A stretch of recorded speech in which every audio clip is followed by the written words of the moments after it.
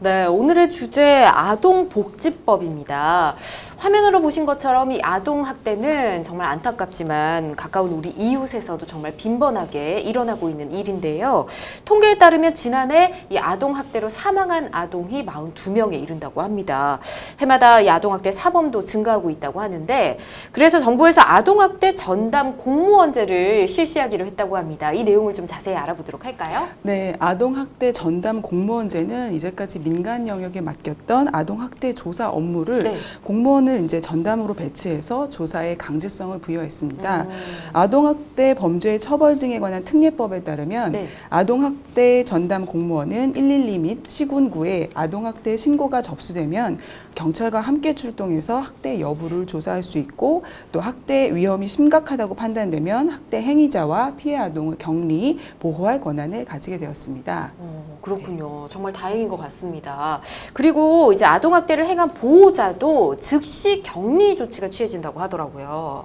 네, 그렇습니다. 아동학대 범죄의 원활한 조사, 심리, 또한 피해 아동의 보호를 위해서 필요하다고 인정되는 경우에는 아동학대 행위자에게 적절한 조치를 내릴 수 있는데요. 주거지 분리라든지 접근 금지, 친권이나 후견인 권한 정지와 같은 처분이 내려질 수 있습니다. 네, 그렇군요.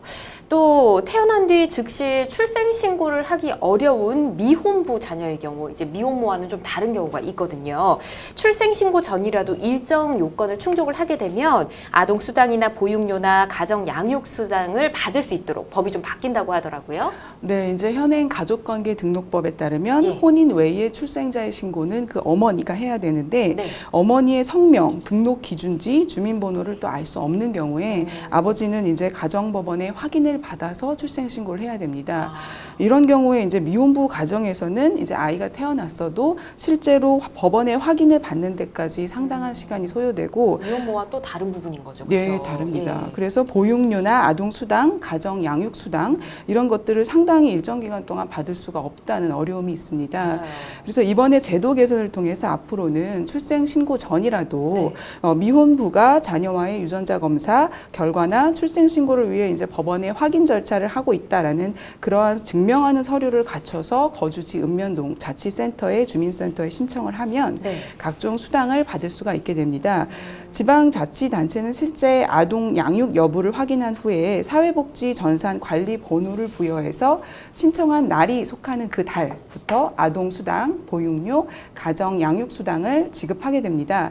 다만 아동수당, 가정양육수당, 또 미혼부 자녀 출생 후 그런 것들은 60일 이내에 관련 서류를 갖춰 이제 신청하면은 출생한 달이 속하는 날부터 소급해서 받을 수가 있습니다. 그렇군요. 미혼모와는 또 다르게 미혼부들이 굉장히 어렵다 하는 프로그램 본 적이 있었는데 최근에 이렇게 바뀌게 돼서 정말 다행이라는 생각이 듭니다. 자, 그리고 우리나라 민법에서는 부모는 자녀에게 필요하면 체벌을 할 수 있다라고 현재 규정이 돼 있는 것 같은데 이제 우리가 보통 사랑의 매라고 하는 그런 종류인 거죠. 근데 앞으로는 자녀에 대한 체벌이 전면 금지된다고 합니다. 이제 내년 1월 이후 이 법이 금지가 되게 되면 이제 부모가 아동을 이제 체벌을 하게 되면 이게 아동 학대로 보는 건가요?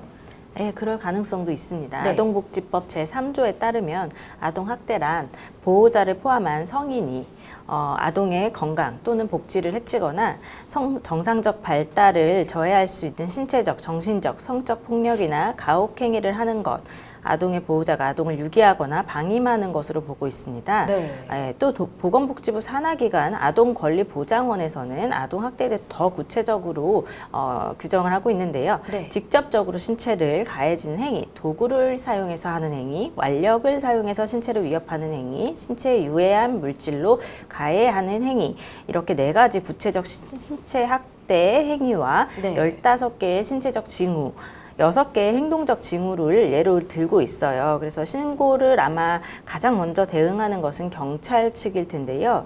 현재 경찰청에서는 아동복지법, 아동학대처벌법, 그리고 자체 지침을 통해서 아동학대 사안에 대해서 대응을 하고 있습니다. 네. 그래서 민법 개정의 취지가 이제 훈육을 목적으로 한 단순 체벌도 아동학대가 될 수 있다라는 것을 이제 강조한 것인 만큼 향후 뭐 엉덩이 때리기나 뭐 꿀밤 때리는 거 이런 걸로도 체벌을 한 경우에 112에 대해서 신고를 하는 경우가 증가할 것으로 예상이 됩니다. 그래서 이와 같은 경우에도 학대 기준에 따라서 판단을 하는 것이 중요할 것 같습니다. 그렇군요. 이거는 우리 뭐 국민 모두가 알아야 될 사항인 것 같습니다.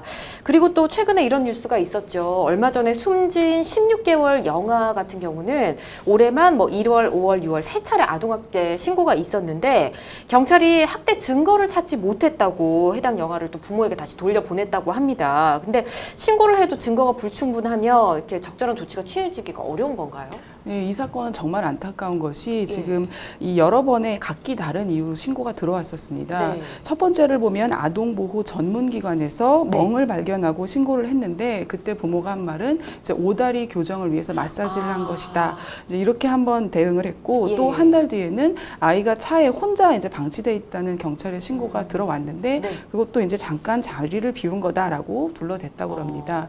이제 마지막으로 소아과 원장 선생님이 A 양의 그 영양 상태를 보고 이거 네. 아동학대가 의심된다라고 이제 신고를 했었는데 네. 이 역시도 부모는 아이가 아직 어려가지고 유아식을 잘 못 먹는다 이렇게 둘러댔다고 합니다. 예. 그래서 경찰은 이런 부모의 말을 듣고 그냥 그런가 보다 하고 돌려보낸 건데요.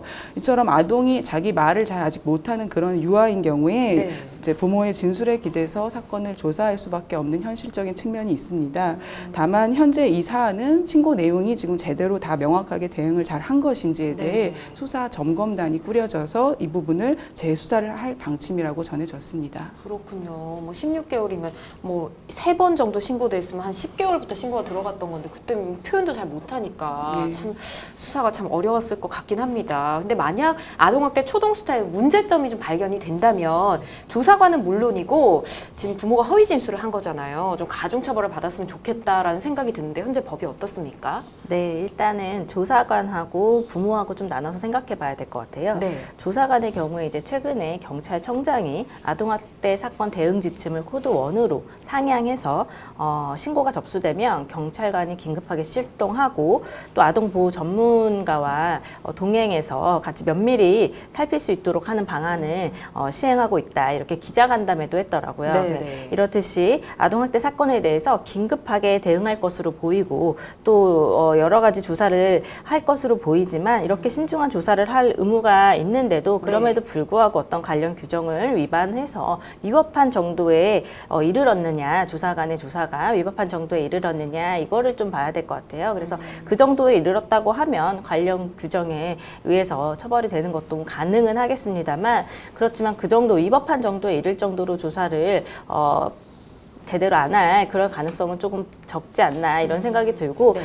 만약에 관련 규정에 대해서 처벌이 되지 않는다고 하더라도 조사관이 조사하는데 어떤 신중한 그런 조사를 하지 않았다 한다면 어떤 일정한 지침을 지키지 않거나 이런 부분에 대해서는 징계도 받을 수 있는 사유는 될 수 있을 것 같긴 합니다. 그렇군요. 네, 그런 조사관에서는 그런 부분이 있고요. 예. 부모의 경우에는 이제 허위 진술하면 어떻게 처벌이 되는가 이게 궁금하시잖아요. 네. 근데 사실 부모가 가해자인 경우에는 네. 자신이 피의자 또는 피고인이 되는 것이기 때문에 진실을 말하지 않더라도 문제가 되는 것은 아닙니다. 아. 네, 그래서 가해자인 부모가 진실을 말하지 않는 것 이것은 사실 문제가 되지 않고요. 예. 근데 다만 부모가 두 분이 다 있는데 한 분이 학대를 했고 한 분은 사실상 이거에 약간 동조하는 정도라고 했는데 심지어 이렇게 수사가 있을 때 허위 진술을 하면서 상대방의 잘못을 부모 일방의 잘못을 덮어주거나 이런 걸 적극적으로 허위 진술해서 네. 수사를 방해했다. 예. 이런 경우에 따라서는 이제 사안에 따라서 뭐 아동학대 방임으로도 될 수 있고요. 아. 네네 그런 식으로 처벌이 가능한 경우가 있을 것 같습니다. 그렇군요. 네네. 알겠습니다. 좀 이거는 좀 중한 처벌을 받아야 네. 될 것 같다라는 생각이 듭니다. 자, 아동학대 관련 소식은 전할 때마다 항상 마음이 좀 아픕니다. 그리고 아동학대는 아이들에게 씻을 수 없는 상처를 남기게 되는데 우리 아이들을 보호해 줄 수 있는 사람은 우리 어른들이라는 거를 꼭 좀 기억을 해주셨으면 좋겠습니다. 여러분께서는 지금 생방송 법률 상담 함께하고 계십니다.